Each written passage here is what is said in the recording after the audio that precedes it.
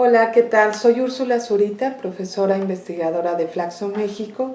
y en estos minutos hablaré un poco de los consejos de participación social en la educación. Como ustedes saben, los consejos de participación social nacieron en el marco del Acuerdo Nacional para la Modernización de la Educación Básica en México. Esto se realizó, este acuerdo salió publicado en 1992 y a partir de ese año se dio un conjunto de cambios en las leyes y en distintos documentos normativos del servicio educativo en nuestro país para impulsar el desarrollo de estos consejos. De manera tal que en los diferentes programas sectoriales de educación posteriores a estos años y desde luego posterior a los cambios que se dieron en la Ley General de Educación en 1993, el tema de la participación social en la educación cobró singular importancia. Difícilmente podemos entender el alcance de la reforma educativa en materia de participación social de los 90 si no hacemos como un recuento muy breve de lo que antes era la participación y sobre todo de los mecanismos institucionales para el impulso de ella en el ámbito educativo en general y en particular en el ámbito escolar. La educación mexicana y la educación pública tenía previstos ciertos mecanismos de participación social. Quizás el más consolidado en todos estos años ha sido la Asociación de Padres de Familia. Este mecanismo de participación social está dedicado, como ustedes lo saben, a representar a los padres de familia en temas vinculados estrechamente con sus hijos frente a los directivos y autoridades escolares, es decir, maestros, directivos, supervisores, etc.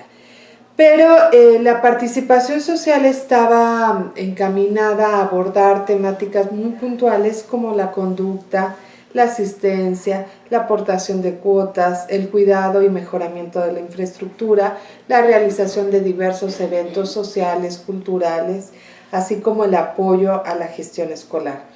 Lo que el Acuerdo Nacional para la Modernización de la Educación Básica hizo fue abrir nuevos espacios de participación y sobre todo abrirlos desde un discurso que señalaba de manera muy importante que la participación era tanto un fin como un medio para alcanzar los objetivos planteados por la reforma educativa en esos años de los 90. Reforma que, por cierto, es una reforma que se inscribe en un contexto latinoamericano de reformas educativas que tuvieron a grandes rasgos las mismas características, vinculadas con el impulso a la calidad de la educación, el impulso también a la cobertura, pero sobre todo el impulso de la democratización del sistema educativo, en algunos sentidos de manera más o menos también el impulso de la descentralización y la autonomía escolar. En este contexto, la participación social entonces fue prevista como una práctica, como un derecho para los diferentes actores e integrantes de las comunidades escolares y del sistema educativo en su conjunto. Por eso la participación social se impulsó en educación básica al menos en tres grandes dimensiones. La primera en la definición, implementación, evaluación y seguimiento de las políticas educativas. La segunda en la dimensión relativa a las relaciones entre el gobierno federal y los gobiernos estatales, como les decía, en este marco de descentralización educativa. Y por último, en las escuelas. En las escuelas, de manera muy clara, podemos ver entonces cómo a partir del 92, con el Acuerdo Nacional para la Modernización de la Educación Básica y posteriormente con la Ley General de Educación, que ya había sido modificada a la luz de los planteamientos del acuerdo, bueno, pues existen o se reconfigura las distintas modalidades de participación social en las escuelas. Por un lado, modalidades que yo he señalado institucionales, es decir, aquellas que tienen documentos normativos que respaldan sus objetivos, su funcionamiento, sus mecanismos, ¿no? Y que pueden estar previstos, por ejemplo, en acuerdos secretariales, en programas sectoriales de educación, desde luego en la propia Ley General de Educación y en muchos otros manuales y reglamentos que rigen el funcionamiento de las escuelas mexicanas. Y por el otro lado, un conjunto muy diversificado y heterogéneo de modalidades de participación social que no son institucionales, que son más espontáneas, volátiles en el tiempo y que obedecen a las necesidades de las comunidades escolares, pero también a sus capacidades de innovación y de creatividad en el marco de la gestión escolar cotidiana. En particular, nosotros podemos ver como dos grandes mecanismos de participación institucional. Por un lado, como les decía, las asociaciones de padres de familia y por el otro, los consejos de participación social,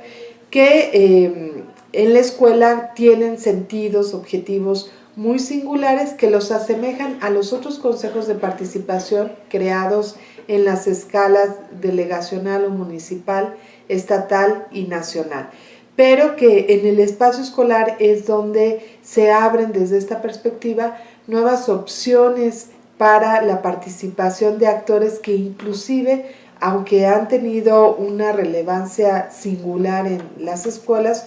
habían estado históricamente invisibilizados, ¿no? Por ejemplo, los padres de familia, los alumnos y estudiantes. Entonces, tenemos estas dos vías, asociaciones y consejos. Desde los 90 ha existido mucha confusión respecto a lo que cada una hace. En algunas ocasiones se tienden a ver como opciones muy cercanas o casi idénticas, ¿no? De hecho, en los primeros años posteriores a la emisión del acuerdo, se cuestionaba la utilidad y el sentido de la creación de los consejos escolares porque se pensaba que las asociaciones podían resolver y atender esas necesidades que justificaban la creación de los consejos. Y la verdad es que las asociaciones son, como les decía al inicio, opciones de participación pero exclusivas. Solo los padres, madres y tutores de los alumnos pueden participar en ellas. En cambio, los consejos de participación social en las escuelas están conformados por la diversidad de actores que lo integran.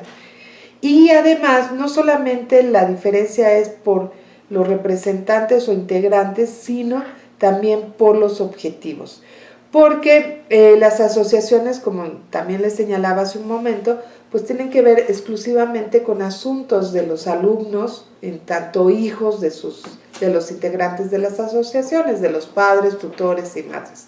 Mientras que los consejos escolares de participación tienen en su agenda una multiplicidad de asuntos en los cuales pueden exigir información, emitir opiniones, proponer acciones, llevarlas a cabo, darle seguimiento, etc. Y además acciones muy importantes vinculadas, por ejemplo, a la calidad, al mejoramiento de la calidad de la educación, a la equidad, y desde los 90 se preveía también un asunto que está hoy, que ocupa un lugar central en la reforma educativa y que tiene que ver con la evaluación, ¿no? Entonces, conforme avanzaron los años 90, bueno, y los 2000, vimos diferentes programas en educación básica que de manera reiterativa tomaron como uno de sus ejes importantes en la gran mayoría de los programas estratégicos, no solo a nivel federal sino estatal, el tema de la participación social y sobre todo a través de los consejos, y en particular cuando estos programas tenían una operación fundamental en las escuelas, bueno, pues se les asignó o se les precisó tareas a los consejos escolares de participación, de manera tal que ellos eran agentes o actores fundamentales para la implementación, seguimiento de algunos programas de manera muy puntual. Bueno, pues lo que nosotros vemos a lo largo de todos estos años es que los consejos escolares de participación, como también los municipales, los estatales y el nacional, han tenido un proceso evolutivo muy singular y, en mi opinión, paradójico, ¿no? Porque ellos fueron como el emblema de la participación social que estableció el Acuerdo Nacional para la Modernización de la Educación Básica. Sin embargo, la participación social ha tenido algunos momentos de mayor, digamos, repunte en algunos consejos, sobre todo en los escolares, y pienso en el programa Escuelas de Calidad, pero en general su desarrollo ha sido paradójico y esto se debe a diversas razones, ¿no? Algunas de ellas claramente vinculadas al diseño, digamos, institucional, a partir del cual fueron definidos elementos tales como su composición, su funcionamiento, etcétera, pero también algunos elementos del sistema educativo, de las características del diseño organizacional del sistema educativo y muchos otros elementos que han incidido de manera importante en su desarrollo y que son totalmente externos al sistema educativo y en general a la educación, ¿no? Elementos tales como cuestiones geográficas, sociales, culturales y desde luego políticas. Entonces, si nosotros hiciéramos un análisis de cómo ha evolucionado la participación social, en mi opinión es fundamental centrarse en el espacio escolar, porque los consejos estatales, municipales y el nacional, esos sí han tenido procesos muy diversos, pero muy por debajo de lo esperado, ¿no? Y digamos que en cada uno de estos tipos de consejos habría que hacer un recuento muy minucioso de aquellos elementos que no solamente nos ayuden a describir por qué ese proceso ha sido así, sino también a comprender y explicarlo desde una perspectiva más amplia que rebase el espacio del sistema educativo o del funcionamiento o repercusiones del sistema educativo en el ámbito municipal o delegacional, estatal y desde luego en el nacional. Entonces yo creo que es fundamental ver la escuela y ver ahí cómo los consejos escolares han tenido digamos, un desarrollo singular. Como les decía, este desarrollo es singular porque ha sido heterogéneo, muy frágil, muy vulnerable a las decisiones que se toman en materia de política educativa en cada administración federal, pero también en cada administración estatal. De manera tal que podemos ver que los consejos escolares a lo largo de estos más de 20 años presentan algunos problemas o situaciones poco deseables que inclusive desde los primeros años posteriores al acuerdo se veían venir en su diseño y en sus primeros años de existencia. Por ejemplo, esta permanente confusión con las asociaciones de padres de familia, la falta de información y desde luego la lejanía que tienen los consejos de la gestión escolar en educación básica y en las escuelas de educación básica, que ante la diversidad de tipos de escuelas, ¿no?, por subniveles, es decir, preescolar, primaria, secundaria y las diversas modalidades del servicio educativo, pues también acrecientan estos problemas de falta de información y de lejanía. La poca relación que guarda el diseño de estos consejos con otras modalidades del servicio educativo, que como les decía, está pensado el funcionamiento y el propio esquema de conformación de los consejos escolares de participación para escuelas que tienen una modalidad del servicio general o técnico, en el caso de secundaria, pero que en ámbitos o en servicios educativos diferentes como el CONAFE o en ámbitos rurales, la misma composición de los consejos se ha vuelto o se volvió durante años un reto difícilmente asumido, y sobre todo asumido con respuestas satisfactorias por parte de las comunidades escolares. Hay problemas con las asociaciones por un tema que es un tema muy, digamos, difícil o escabroso para las propias escuelas, que es la recaudación y el uso de fondos y de cuotas. En el impulso a la participación que les hablaba al inicio de mi comentario, bueno, se pensaba en la participación de una diversidad de actores en el espacio escolar, pero generalmente hasta hoy en día se sigue pensando la participación social como sinónimo de la participación de los padres y madres de familia, cuando en realidad en el espacio escolar la participación tendría que ser de los diferentes integrantes de las comunidades escolares. Un asunto que todavía a más de 20 años del acuerdo persiste es la distribución desigual de oportunidades de participar o para participar en las escuelas. Como les decía, esto también se vincula con el punto anterior, donde los padres de familia se asume como que ellos son los responsables de la participación vía los consejos, cuando podrían ser otros actores. Y esto afecta porque los alumnos, estudiantes, siguen siendo de grupo de integrantes todavía, si no invisibles, sí con muy pocas opciones de participar, y sobre todo el gran problema es que estas oportunidades de participar se dan, les son dadas por los adultos y les son dadas en ciertos temas o cuestiones, ¿no? Otro tema, bueno, pues es la complejidad propia, está vinculada con la complejidad propia del sistema educativo y su operación a través de un sinfín de políticas y programas que les llegan a las escuelas, y donde decía, buena parte de ellos tienen un componente o un eje, un elemento de participación social, en su gran mayoría a través de los consejos, pero es la complejidad de estos programas y políticas lo que vuelve también imposible asumir las tareas que se les asignan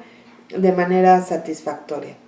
Y las escuelas en general, como sabemos, las escuelas de educación básica tienen una gran carga administrativa que genera también o acrecienta esta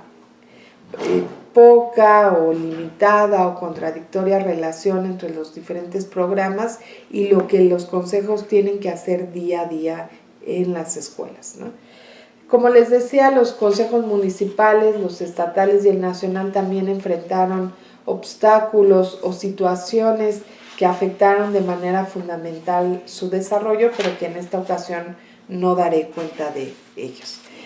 La cuestión es que esta promesa que se encuentra en el Acuerdo Nacional para la Modernización de la Educación Básica y que tiene que ver con el impulso a la participación social, pues es una promesa todavía incumplida, y yo en esta primera parte de la exposición he querido un poco señalar a grandes rasgos a qué se debe este incumplimiento, ¿no? Es decir, por qué el desarrollo de la participación social vía los consejos escolares en particular es un desarrollo muy paradójico, muy frágil, muy vulnerable. Pero digamos que los consejos están así. En la administración federal anterior se emitió un acuerdo secretarial, el 535, que fue emitido en junio del 2010, que después de varios años de no haber acuerdos secretariales directamente dirigidos al funcionamiento y operación de los consejos escolares, como sí lo hubo a fines de los 90 y principios de los 2000 con el acuerdo secretarial 260 y el acuerdo 280, este acuerdo 535 parecía que venía a modificar un poco este proceso paradójico, frágil de los consejos en los espacios escolares, porque estableció mecanismos o lineamientos muy puntuales para su operación. un calendario,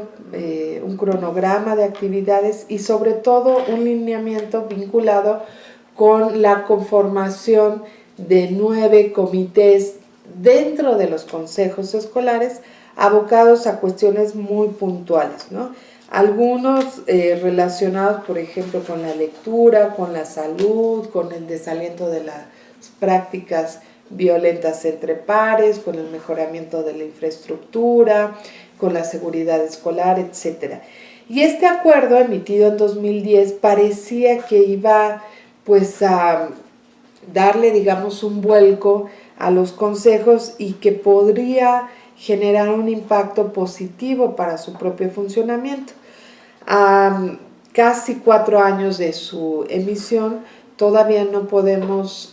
saber a ciencia cierta cuál ha sido el impacto de este acuerdo en los consejos y es probable que pues lo sepamos a la luz de algunas investigaciones que se están llevando a cabo hoy en día, pero quizás no lo sabremos a detalle porque, como ustedes saben, desde el año pasado se impulsó una reforma educativa en nuestro país